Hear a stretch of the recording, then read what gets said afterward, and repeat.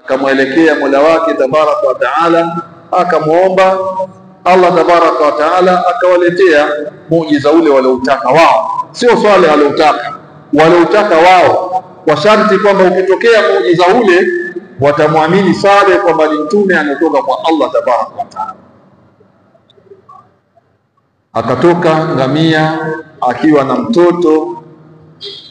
Alipokuja Saleh akapanga ratiba ya unywaji katika kisima. Siku watakunywa ngamia na siku watakunywa wanakijiji kisima kile. Walikiana sana.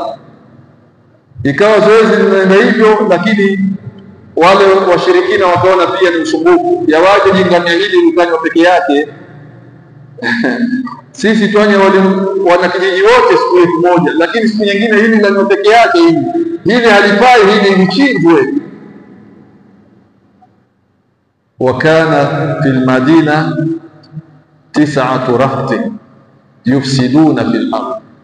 Kulikuwa na njemba hizo ambazo kazi yao ni kuchochea ufisadi katika mji ule. Wakawa wameshauriana kwamba tuvizieni usiku Saleh amelala na hili jingania limeachwa peke yake, tulivizieni, tulipige ngwara, tulichinje. Lakini kabla ya hapo Saleh aliwatahadharisha. Allah tabaraka wa taala anasema, waqala lahum rasulullah naqata Allahi wa suqiyaha fakadhabuhu fa'akaruha fadamdama alayhim rabbuhum bidhanbihim fasawaha wala yakhafu ukbaha. Mtume wa Allah Saleh alayhi salatu wasalam aliwatahadharisha na jambo hili, akamwambia huyu ni ngamia wa Allah. Waqala lahum rasulullah naqatallahi, imekuja kwa idhafa tashrifia, ngamia wa Allah. Kwani ngamia wengine wote sio wa Allah, ni viumbe vya Allah wote, lakini imekuja idhafa hapa, idhafa tashrifia, ili kuwatahadharisha na kujua thamani ya ngamia huyu wa kipekee, kwa sababu wote ni ngamia wa Allah, lakini huyu ana takhsis maalum ya idhafa tashrifia, kuonyesha kwamba ngamia huyu ni tofauti na hao wengine.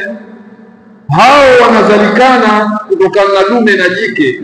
Huyu nyinyi watu wa Thamudi mlimuomba atokee kwenye mlima ili mpate kuniamini mimi Saleh kwamba ni mtume wa Allah, na mimi nimefanya hivyo, ametoka kwa idhini ya Allah. Kwa hiyo huyu ana tashrifu ya aina yake, sio kama ngamia wengine. Ndio maana Allah kawamfanyia idhafa tashrifia. Waqala lahum rasulullah naqata Allahi wa suqiyaha, akasema mtume Saleh alayhi salatu wasalam, huyu ni ngamia wa Allah na kinywaji chake, tahadharini naye.